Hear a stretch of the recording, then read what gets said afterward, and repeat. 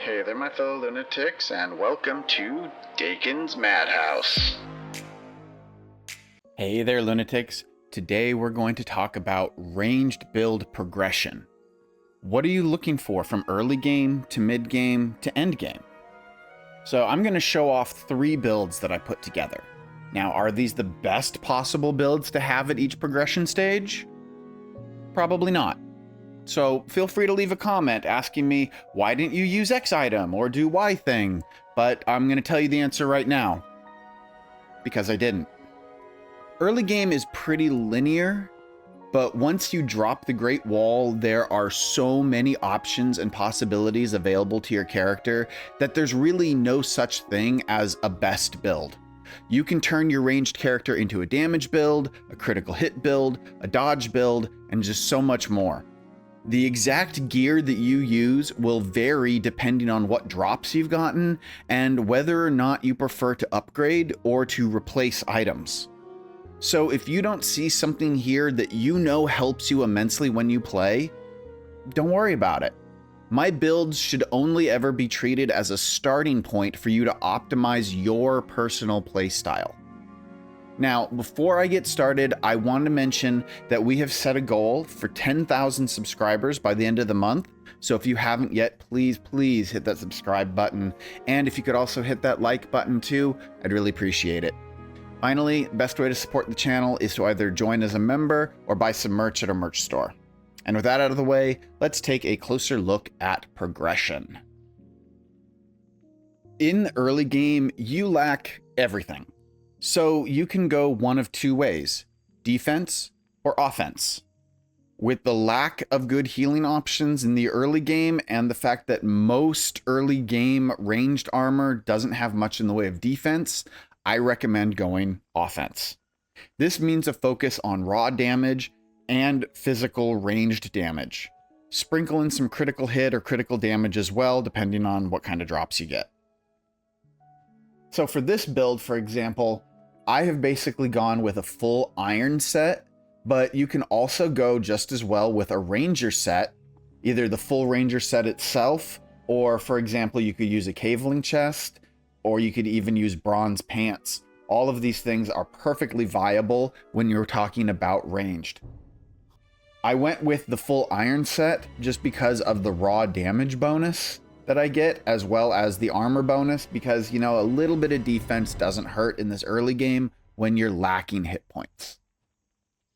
The pumpkin lantern is what I went with because it has a little bit of heal over time, but honestly, you could use any kind of lantern that you want. It doesn't really matter. This one I get off of the Samhain event, so that's a lot of fun, and I just like that it's a pumpkin.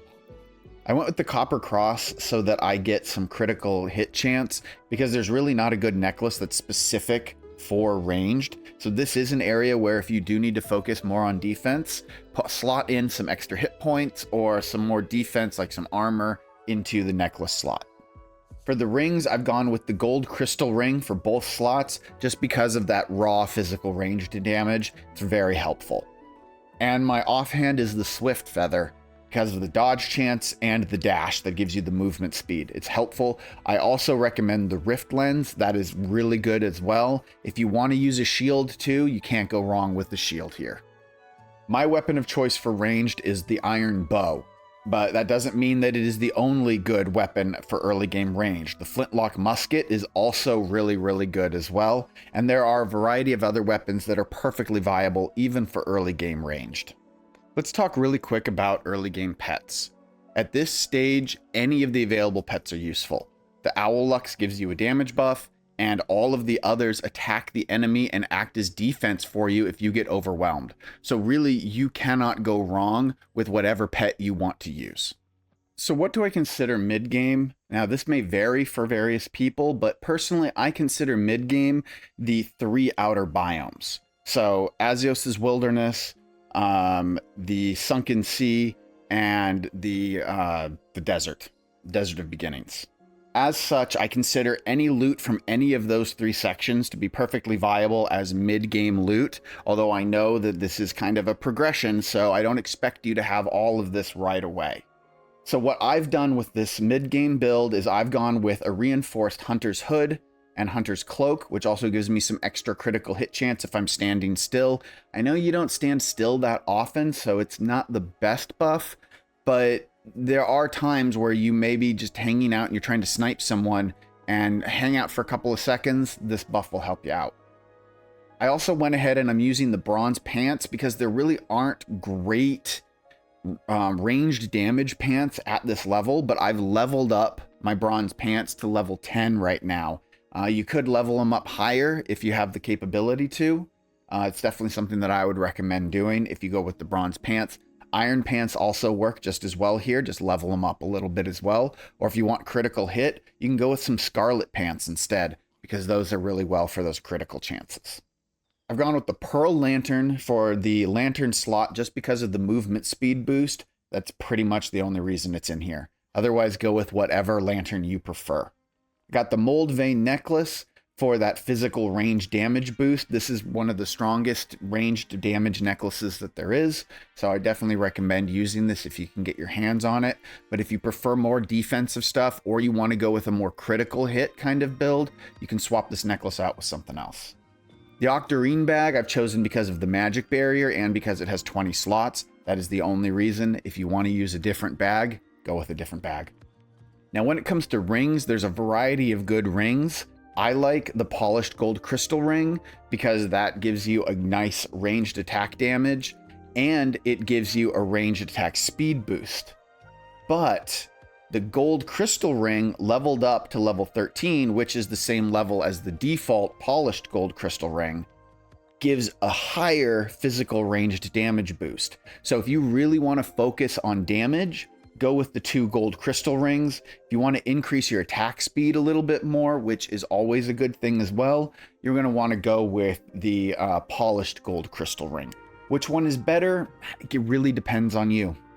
The crystal meteor chunk just adds some good raw damage done, and yeah, you do take a hit to your armor with it, but it's still really, really good, and it's really easy to get in the Desert of Beginnings. There are other really good offhand slots as well. The Assassin's Blade, which does critical hit boost, that's really great. There's also, again, you can keep using shields if you want. The Sentry Shield is an excellent shield if you want something more defensive. So you can look around a little bit and put in whatever the best slot is for you and your preferences. I just like that damage boost. So if that 22% armor is too much, put in something else. For my weapon, I've gone with the Galaxite Chakram just because it is fast and it is strong. It is almost as strong in just raw damage as the blowpipe is. However, it's twice as fast as the blowpipe. So you get a lot more attacks off, and this critical hit damage from the Chakram is great. Plus, you can craft it, so it's easy to get your hands on. However, you will notice down here that I've got a variety of other items that work really well also. You could level up some early game gear like the Ranger's Hood or the Caveling Chest to give yourself a big boost to your damage as well. Or alternately, the Plague Mask is an excellent choice because it's got great damage boost, good armor, good health, and a chance that if you die, you just stay alive instead. So if you find that you die a lot, the Plague Mask isn't a bad idea. The Slime Helm is just a slightly stronger version of the Plague Mask, but it doesn't give you that chance to revive. So if you're not worried about dying as much, the Plague Mask may not be the best choice. However, the Slime Helm might be, as it is really, really good for raw damage. Same is true for the Slime Chest. Both of these are really, really good pieces of armor and work well on the ranged set in the mid game.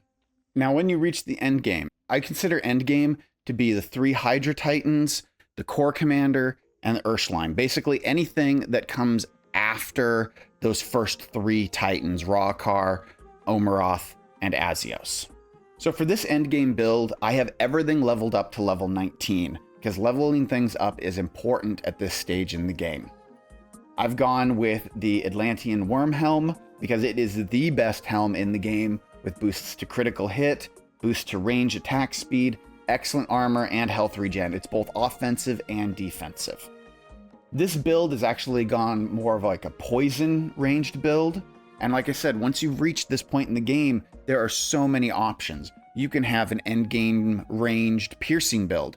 You can have a raw ranged damage kind of build. You can go with just a raw damage endgame build. This is a poison endgame build, and it works really well for ranged, especially since I am using the blowpipe for my endgame weapon. And there are lots of endgame ranged weapons that work well for you. You could level up the Galaxite Chakram, or you could use throwing daggers. I recommend faster weapons for ranged because those are really the strongest. However, the flintlock musket is really, really strong too, as it pumps out just really high, slow damage, especially if you've got a pet that has got lots of triple threat skills slotted into it, then you will be able to really take advantage of the flintlock musket's high damage capability despite its low attack speed. Again, with this build, I've gone with the glass bead necklace because even though you do take more damage with it, that critical hit damage boost is amazing. And really the name of the game with ranged builds is to just avoid getting hit. That is the best way to not take damage on a ranged build. So if you're someone who's prone to just getting hit constantly and you have a hard time avoiding damage, you may want to consider focusing on melee, as it does handle that a lot better. I've slotted in a Druidra's Ring, although honestly, this one is pretty optional, especially if you are using the blowpipe, because the blowpipe already has such a high chance to apply poison. Once it's applied, the main effect isn't as great. So the 17% damage against poison targets is a good reason to use Druidra's Ring, but you could use something completely different like the Polished Spike Ring. Alternatively, you could level up the Polished Gold Crystal Ring or just the Gold Crystal Ring for some excellent ranged damage upgrades. For the offhand, I have gone with the Hydra Tooth because it is the only offhand that is specifically focused around ranged damage. And personally, for my pet at this stage, I prefer the Pheromoth, as it is really good with that range damage boost. It has a raw damage boost, and it has a critical hit chance potentially if you give it the right skills. So it is a really, really good pet for ranged users, and that's something that you can start using at mid game and take it with you all the way to end game if you want. One thing I want to say at the end here is that you shouldn't worry too much about your skills. In early game, if your combat skill is around 30 or so when you fight Malagaz, you'll have an easier time. But I mean, I've beaten Malagaz on hard mode with only a 10 range, so it's definitely doable. Mid-game skill numbers should probably be in the 50s for easier gameplay, but again, it doesn't have to be. You can get by just fine in your 20s and 30s too. Late and endgame is where your skills will matter a bit more, but it depends on the boss. Some bosses are easier than others. For most, you're going to need a skill around the 50 to 60 range at the very least, but bosses at the very end, like the Urslime and others, can definitely benefit from skills in the 70s or even maxing out all of your combat vitality skills. And there you have it, folks. I hope you found this video informative and helpful. If you did, please be sure to hit that like button to help give the video a little bit of a boost. And don't forget to hit that subscribe button and click on the bell notification so you don't miss any of my regularly released content. But we have more. If you want to support the channel a little extra, you can become a channel member to get exclusive membership benefits like early access to my videos, exclusive members only content, a members only Discord community, and more. So thank you all to my current and future supporters. Without you, this wouldn't be possible. Thank you all for watching. Stay happy, stay healthy, and above all, stay crazy, my friends.